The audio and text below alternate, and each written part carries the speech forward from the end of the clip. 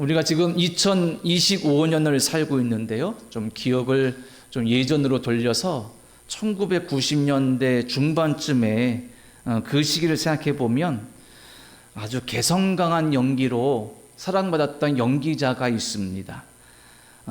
이름은 신신혜 씨라고 합니다. 기억하시는 분이 많으실 거고, 요즘에는 TV에서 뵌 적이 별로 없는데, 이 신신혜 씨가 독특한 복장으로 또 독특한 율동으로 노래를 불러서 빅히트를 친 가요가 있습니다. 바로 세상은 요지경이라는 노래죠. 그 가사 일부를 제가 찾아봤습니다. 일부만 읽어드리면, 세상은 요지경 요지경 속이다. 잘난 사람은 잘난 대로 살고 못난 사람은 못난 대로 산다. 야들아 내 말 좀 들어라. 여기도 작아 저기도 작아가 판친다. 자, 이 노래 머릿속에 이미 맴도실 것입니다. 그리고 이 노래에 맞춰서 춤추고 즐거워하는 그런 모습들을 우리가 봤던 기억들이 있습니다. 서로 속고 속이는 믿기 힘든 세상, 제멋대로 돌아가는 세상을 시원하게 풍자해서 큰 인기를 얻었던 노래입니다.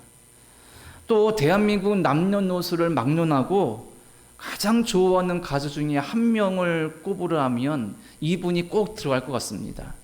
고 김광석 씨입니다. 그의 노래 중에 두 바퀴로 가는 자동차라는 노래가 있는데, 그 첫 가사가 이렇습니다. 두 바퀴로 가는 자동차, 네 바퀴로 가는 자전거, 물속으로 나는 비행기, 하늘로 나는 돛담배, 복잡하고 아리송한 세상이로 오늘도 에두벌룬 떠있건만 포수에게 잡혀온 잉어만이 한숨을 내쉰다. 자, 두 바퀴로 가는 자동차, 우리가 타는 자동차는 두 바퀴로는 갈 수가 없습니다. 네 바퀴로 가는 자전거, 요즘에는 시골 가면 흔히 일명 사발이라 불리는 네 바퀴를 단 오토바이가 많이 있는데, 이 노래가 만들어질 당시에 자전거가 네 바퀴가 달렸다. 이것은 비상적인 시대였고, 비행기가 물속으로 난다. 이해할 수 없습니다. 돛담배는 하늘을 난다. 이것도 똑같고요. 포수에게 잡혀온 잉어가 한숨을 내쉰다. 포수가 잉어를 잡진 않죠. 꿩이나 다른 짐승을 잡게 됩니다. 김광석의 이 노래도 이해하기 힘든 일들로 가득한 세상을 안타까워하거나 그런 아쉬운 마음 또는 비판적인 마음으로 현실을 좀 풍자한, 그렇게 묘사한 노래이기도 합니다. 세상을 둘러보면 이 노래 제목처럼 세상이 요지경이라 할 만큼 그로 인해 우리의 삶이 또 우리의 일상이 피곤하고 힘들기도 하고 답답하기도 하고 그럽니다. 그런 요지경 같은 세상 속에서 사는 우리의 인상살이가 참 피곤할 때도 있습니다. 그런데 조금 더 진지하게 생각해 보면 그 문제는 심각해지죠. 우리가 흔히 정의라고 말하는 그 내용이 사람마다 생각은 다를 수 있지만, 보통 정의 그러면 공통적으로 느껴지는 바가 있는데, 정의가 승리하고 정의가 실현되는 세상보다는 오히려 불의와 악과 거짓이 득세하고 힘을 얻는 시대가, 세상이 우리가 사는 세상 같으니 요지경 속이다라고 하기도 합니다. 화가 나기도 하죠. 그런데 어쩌면 이런 속고 속이는 세상, 요지경 같은 세상, 이런 세상에 대해서 눈을 감고 귀를 닫고 모른 척하면 그냥 넘어갈 수도 있을 것입니다. 체념하고 마음을 접어버리면 그냥 속이 편할지도 모르겠습니다. 그런데 세상은 그렇다 치고 그냥 눈 질끈 감아 버리고 안 보고 안 듣고 하면 그럴 수 있는데, 정말 힘들고 고통스러운 것은 뭐냐면 내 마음이 내 마음대로 안 된다는 것이고, 내 인생과 내 인생살이가 내 뜻대로 안 된다는 겁니다. 내가 원하는 대로 사라지지 않는 삶, 세상, 이것이 정말 나를 더 힘들게 하죠. 내 마음이 이러했으면 좋겠는데 그 마음이 내 뜻대로 되지 않고 이런 삶을 살고 싶은데 그런 삶이 사라지지 않아서 인생은 힘들고 지치고 고통스러울 때가 많이 있습니다. 신앙은 실존이라 말합니다. 우리가 믿는, 우리가 소유한 신앙, 하나님을 믿고 경배하고 창조주 하나님을 참된 신으로, 유일한 신으로 고백하는 우리가 가진 신앙은 실존이다. 즉 앞서 말씀드린 여러 가지 세상의 환경과 상황 속에서, 그리고 내 마음과 내 삶이 내가 원하거나 내가 뜻하는 대로 되어지지 않는 이 고달픈 인생살이 속에서 신앙은 실존적으로 그 삶에 영향을 미친다라는 것입니다. 만약 신앙이 현실을, 우리의 삶을 떠나서 허공을 떠도는 잡을 수 없는 구름과 같다면 오히려 그 신앙은 더 사람을 깊은 공허와 절망의 나락 속으로 빠뜨릴 것입니다. 우리는 흔히 이러한 잘못된 신앙의 모습을 이단이나 사이비에서 봅니다. 우리가 경계하고 우리가 분별해야 되는 이단과 사이비에 빠진 사람들은 현실을 떠나 있는 허공했던 신앙을 가지고 그것이 진리로 생각하여서 현실을 무시하고 현실을 떠나서 공허한 삶을 살게 되는 것이죠. 문제는 그것이 공허하다는 것을 그들이 모르는 것이 가장 심각한 문제입니다. 우리가 고백하는 신앙은 우리의 삶과 우리의 생활과 밀접한 관계가 있습니다. 만약 내가 고백하고 내가 소유한 믿음과 신앙이 내 마음, 내 삶, 내 인생살이와 별로 연결이 없다 생각한다면 우리의 신앙도 진지하게 되짚어 봐야 됩니다. 신앙은 내 뜻대로 되지 않는 마음, 내 뜻대로 되지 않는 생각, 내 뜻대로 되지 않는 인생살이를 터치하여서 새로운 눈으로 바라보게 하여 새로운 마음을 품게 하고, 보이지 않는 것을 보는 눈을 품게 하고, 그리고 내가 생각할 수 없는 것을 생각하고 행할 수 있는, 말로 다 설명할 수 없는 무엇인가의 힘을 주기 때문에 우리가 믿는 신앙이 능력이요 진리라고 우리는 고백할 수가 있는 것입니다. 오늘 저는 이 로마서의 말씀을 통하여서 우리가 소유한 신앙이 어떻게 우리의 삶, 우리의 마음, 우리의 인생살이에 깊이 파고 들어와서 영향 미치는지 그것을 함께 나누고자 합니다. 읽어주신 말씀은 쭉 읽어보면 교리적인 의미가 많이 담겨져 있습니다. 왜냐하면 속죄에 대한 것도 있고 예수 그리스도의 십자가와 부활의 어떤 능력에 대한 것도 있고 성육신에 대한 것도 있고, 즉 교리를 밑바탕하는 가장 중요한 말씀의 핵심도 있는데, 좀 더 깊이 보면 이 교리의 기반이 되는 이 말씀이 우리의 삶에 깊이 다가온다, 우리의 마음을 만진다, 우리의 삶을 터치한다라고 볼 수 있습니다. 자, 그러면 넉 절밖에 안 되는 오늘 본문의 말씀을 차근차근 한번 따라가 보겠습니다. 먼저 첫 번째로 1절의 말씀을 보면 바울이 이렇게 말하죠. 그러므로 이제 그리스도 예수 안에 있는 자에게는 결코 정죄함이 없나니. 자, 정죄는 뭐냐면 심판입니다. 달리 말하면 우리가 법정에서 죄가 있다 판결하는 것, 이런 것이 정죄입니다. 그런데 바울은 뭐라 말하냐면 결코 정죄함이 없다. 사람을 궁극적으로 심판하실 분은 하나님이신데 하나님께서 너는 죄가 없다라고 판결해 주셨다는 것입니다. 우리는 우리 스스로를 바라보면 내 마음에도, 내 생각에도, 내 일상에도 죄와 악이 가득하여서 하나님 앞에 죄인으로 판결받아도 이상하지 않는 존재라는 것을 우리는 고백합니다. 그런데 바울은 우리는 하나님 앞에 정죄함이 없다라고 담대하게 선언합니다. 어떻게 이것이 가능할까?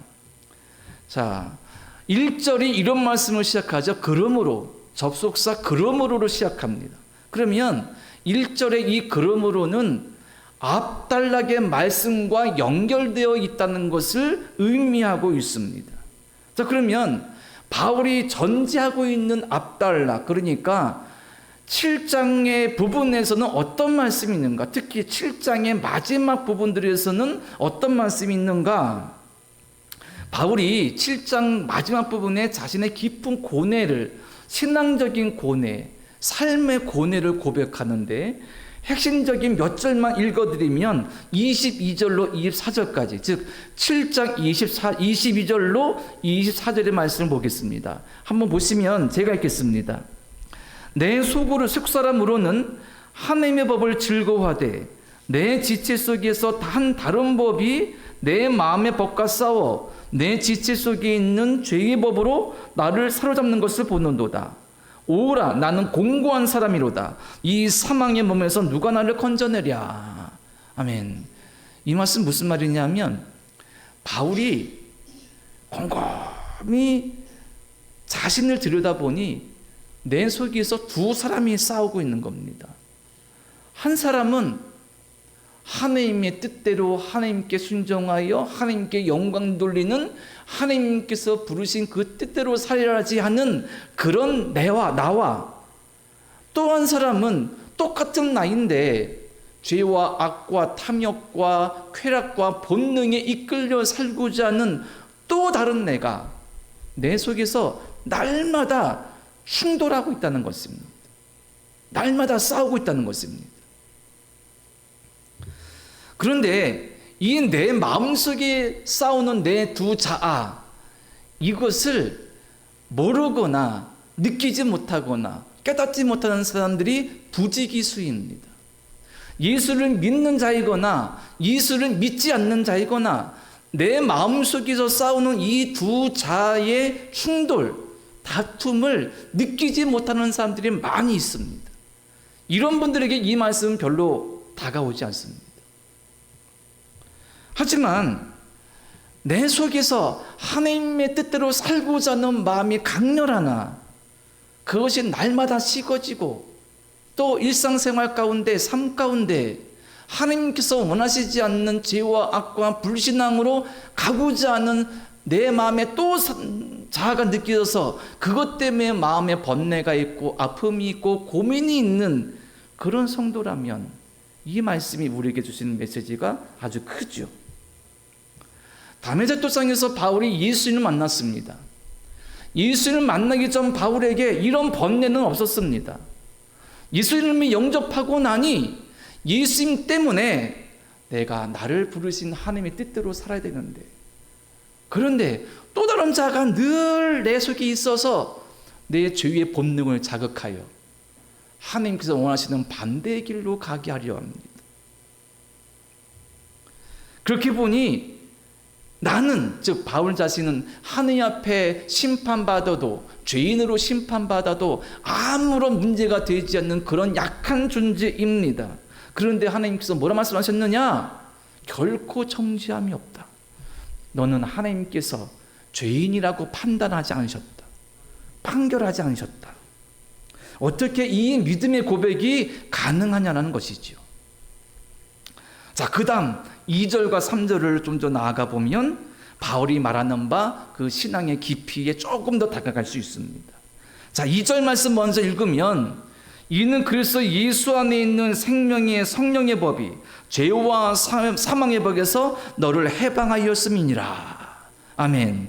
바울이 말하는 바 내가 죽을 수밖에 없는 죄인인 것을 예수 그리스도를 만난 이후에 깨닫게 되었고 고백하게 되었는데, 그 죽을 수밖에 없는 죄인이 어떻게 죄인이 아니라고 선포될 수 있고 선언될 수 있고 그 은혜를 말할 수 있느냐?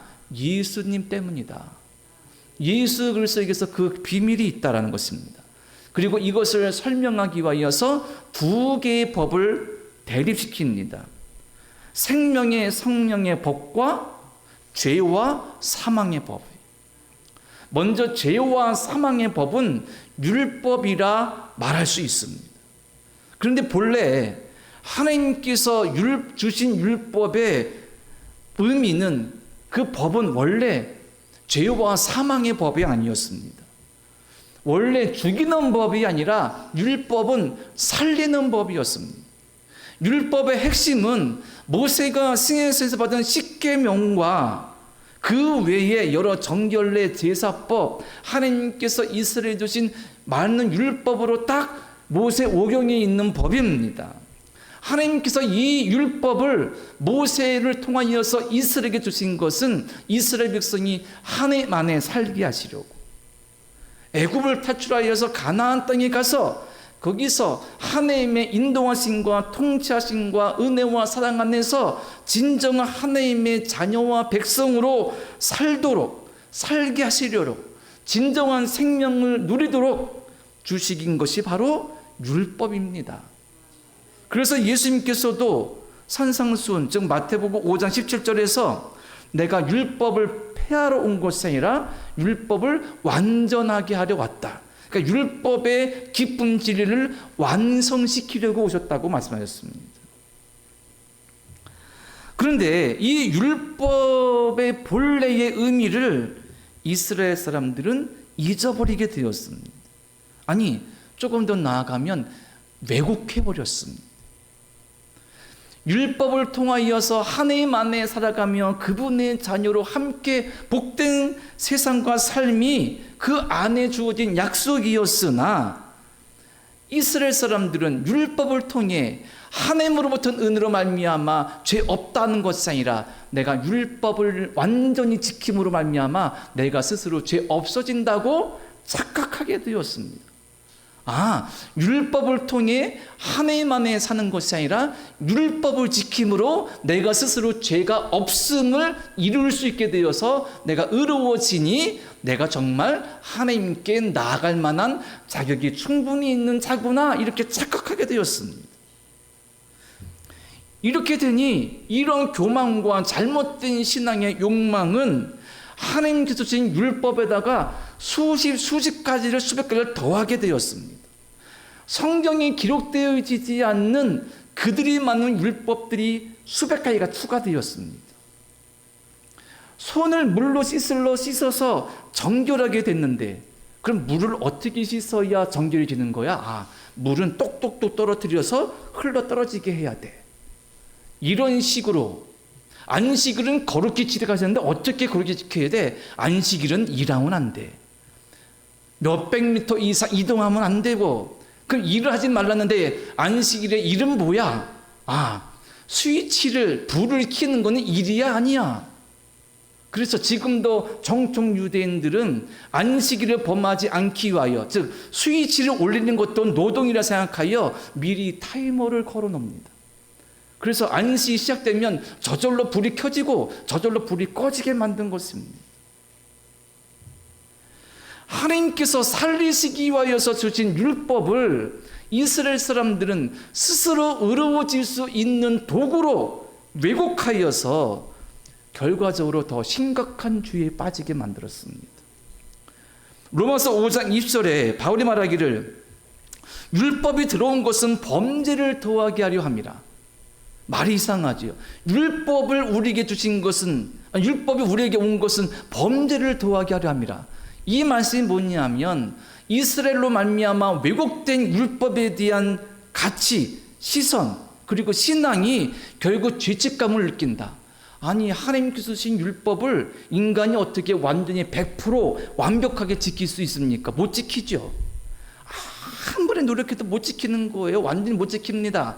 그러면 율법의 조항에 십계명에 몇 점을 어겼으니 그 마음속에 뭐가 있습니까? 죄책감이 있습니다. 나는 죄인이야.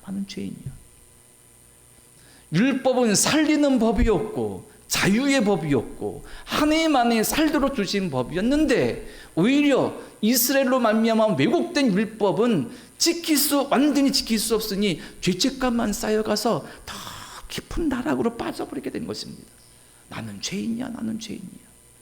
그런데 바리새인 같은 형식적인 사람들은 그들이 정해놓은 율법을 이거 지켰으니 난 의롭다고 자랑하고 의시하는 그런 영적 교만의 모습을 보여주게 되었죠. 결국 율법 앞에 설 때에 사람은 죄만 쌓이게 됩니다. 바울이 말하는 바 죄와 사망의 법이 그래서 율법이 되어버린 것입니다. 앞서 읽어드린 7장의 말씀, 오라 나는 공고한 사람이로다.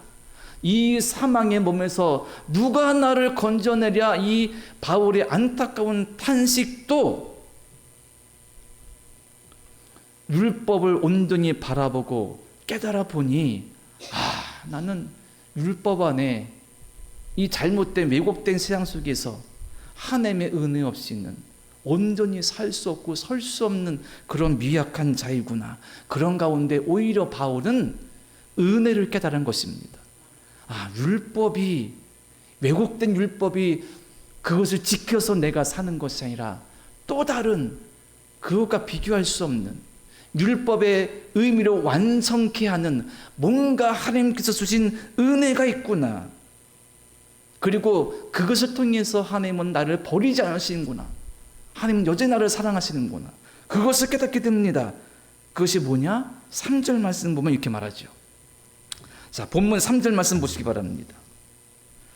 자, 율법이 육신으로 말미암아 연약하여 할 수 없는 그것을 하나님은 하시나니 그 죄로 말미암아 자기 아들을 죄 있는 육신의 모양으로 보내어 육신의 죄를 정하사.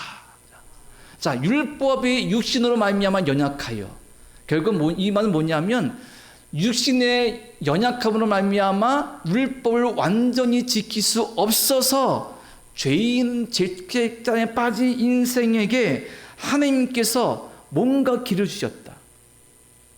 사망의 길로 갈 수밖에 없는 인간을 하나님은 살리셔야 했다. 율법으로는 그것이 되지 않으니 하나님께서 다른 길로 다른 절대적인 은혜를 주셔서 살리셔야 했다. 사랑의 하나님, 은혜 하나님, 하나님은 우리를 포기할 수 없으셨다, 이 말입니다. 그리고 하나님의 이 마음 결심은 결국 인간을 죽음의 길로 이끄는 죄를 정죄하시기로, 즉 판결하시기로 작정했다는 것입니다.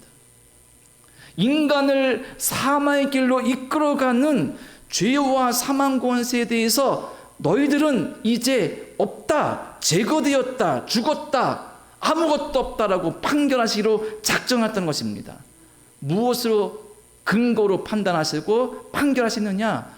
예수 그리스도의 오심과 예수님의 십자가입니다. 바울이 말하죠. 3절에 읽었습니다. 죄로 말미암아 자기 아들을 죄 있는 육신의 모양으로. 예수께서 하나님과 같은 동등하신 분인데, 죄 없으신 분인데 죄 있는 육신의 우리의 똑같은 모습을 입고 세상에 오셔서 육신의 죄를 정하사. 이 정했다는 건 뭡니까? 판결했다는 것입니다.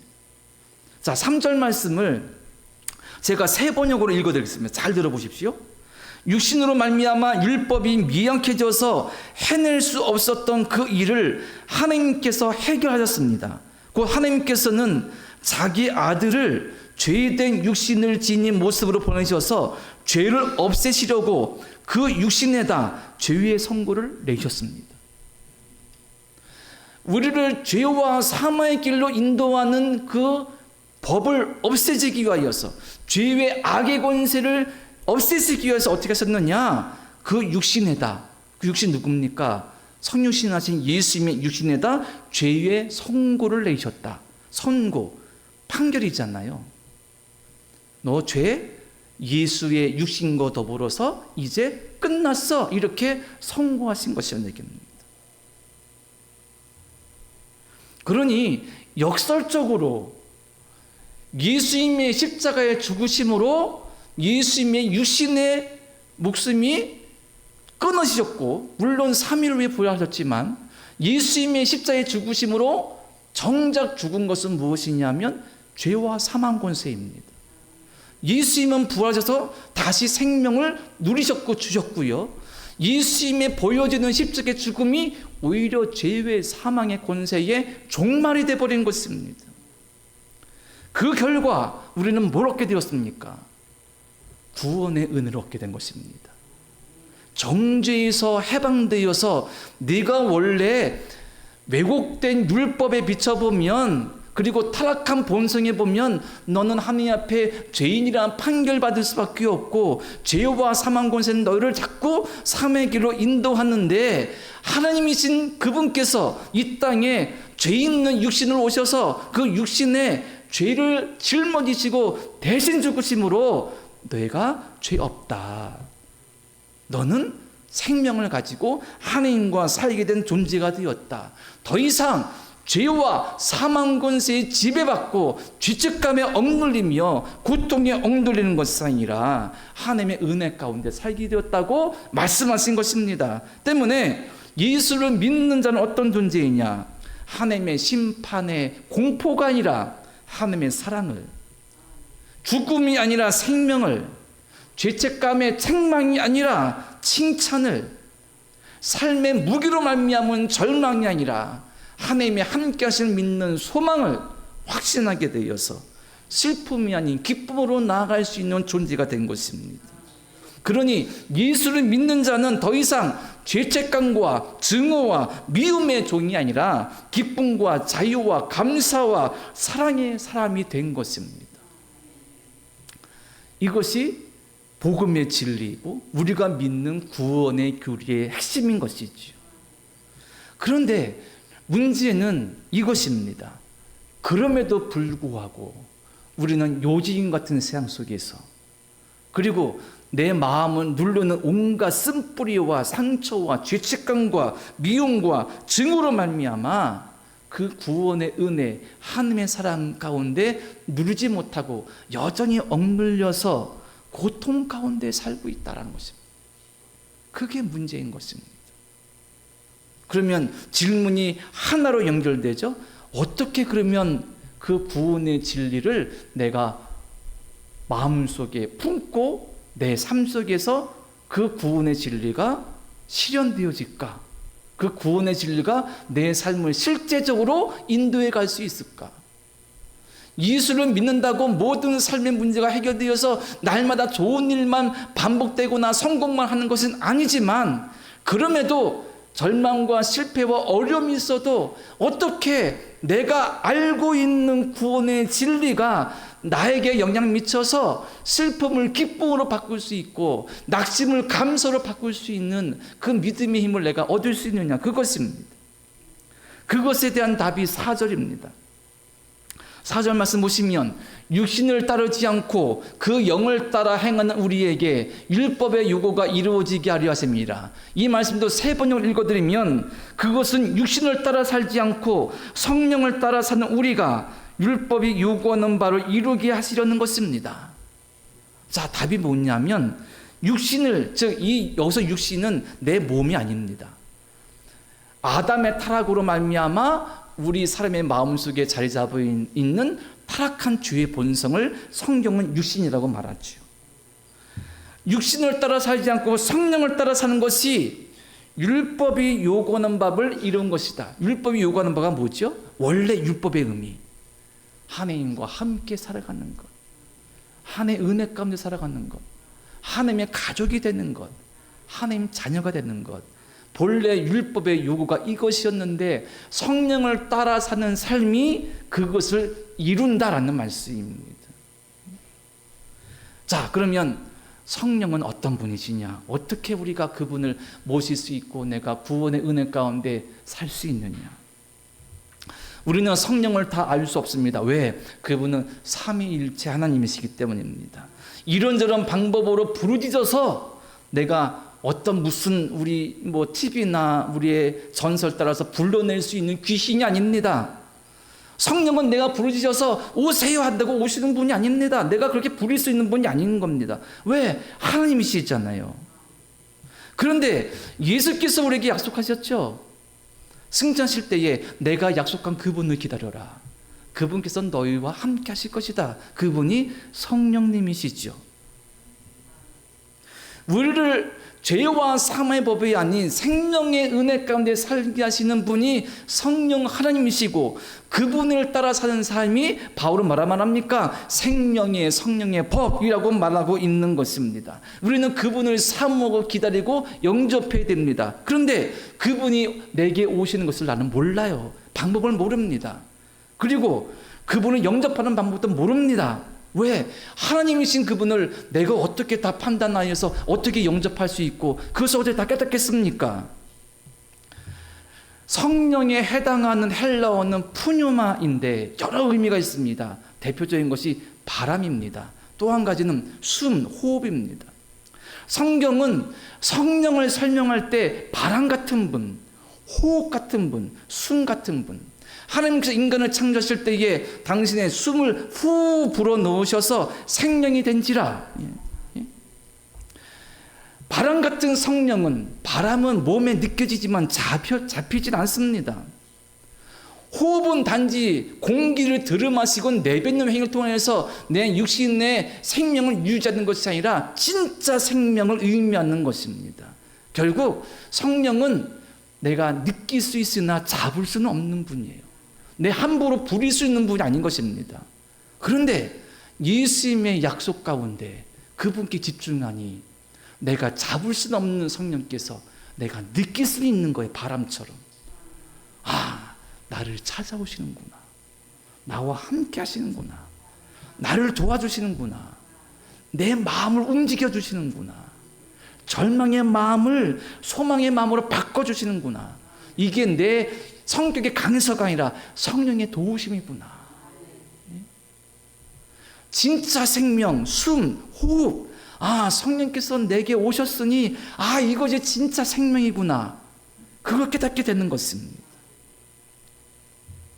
그러면 이 성령님을 우리가 오실 때에 그분을 어떻게 영접하고 어떻게 믿을 수 있을까? 답은 자명합니다. 내가 예수 그리스도를 깊이 신뢰할 때 예수님의 약속이 우리 가운데 이루어지는 것입니다. 좀 더 단정적으로 하면 예수님의 십자가를 믿을 때 성령께서 이 시대에도 나와 함께 하셔서 나를 살리시는구나. 그게 확신되어지는 것입니다. 믿어지는 거예요. 아무리 설명하고 아무리 강요해도 믿을 수 없습니다. 하지만 인간의 육신을 입고 이 땅에 오신 예수께서 십자가에서 죽으신 것이 우리 죄를 위한, 나를 위한 죄인 죽으신 것을 내가 믿게 되고 확신하는 그 순간 그분의 약속하신 성령이 지금 내 심령 가운데 오셔서 나를 살게 하심을 내가 깨닫게 되고 확신하게 되는 것입니다. 그러니 우리는 뭘 붙잡아야 됩니까? 예수님의 십자가를 붙잡아야 됩니다. 예수님의 사랑을 붙잡아야 됩니다. 예수님의 십자가와 부활을 붙잡고 확신해야 됩니다. 그것이 우리가 생명의 성령의 법을 따라서 이 요지인 같은 세상 속에 흔들리지 않고 믿음으로 사는 비결입니다. 너무 더워서 겨울이 그리운 분도 계시죠? 하지만 저와 우리 전사님은 오히려 더운 낫습니다. 전사님과 저 공통점은 추운 거 절대 싫어해가지고요. 상상해 보자고요. 저희가 시골에 산다고 생각해 보십시오. 저는 너무 상상이 쉽습니다. 왜냐하면 제가 거의 10년 동안 농촌 목회할 때 그 정읍에 있던 그 사택은 눈이 엄청 많은 곳이 정읍인데 한겨울에 이 커튼을 쫙 열면 눈앞에 펼쳐지는 광경이 눈이 쫙 덮인 광경이 너무나 많았습니다. 지겨울 정도로. 눈이 아침에 이른 아침 커튼을 착 쳤더니 밤새 눈이 내려서 흰눈이 싹 펼쳐져 있습니다. 그리고 누구 한 사람 밟아보지 않은 너무 깨끗한 눈길입니다. 그런데 거기에 신난 녀석들이 있습니다. 유일하게. 누구냐면 참새들이 그 눈밭에 내려앉았고 좋았고 난리를 치고 막 눈밭을 뒹굴고 지들끼리 확 왔다 갔다 합니다. 저놈들은 진짜 눈 쓰기 답답할 텐데 좀 지들만 신났네 막 그렇게 생각하는데 어떤 글에 보니까 그게 아니더라. 그 눈밭을 휘젓고 다니는 참새들이 눈 와서 신나서 어린아이처럼 눈싸움하는 것이 아니라 눈이 왔으니 먹을 것이 없어져서 사라져서 눈밭을 헤치고 먹을 것을 찾는 몸부림이었더라. 눈 밑에 쌓인 벽시 하나이라도 먹어야 되는데 눈을 헤집어야 치워야 그 벽시 하나라도 얻을 수 있으니 사람이 보기에는 좋아서 즐거워서 짹짹하면 노는 것 같지만 그들은 보니 살고자 하는 몸부림이었더라. 사랑하는 성도 여러분, 저도 그렇고 우리 모두가 마음의 이 고통 때문에 몸부림칩니다. 너무 힘들어요. 힘들 때도 많고 슬플 때도 많고 희망 보이지 않아서 한이 원망스러울 때도 많습니다. 그때 뭐 해야 됩니까?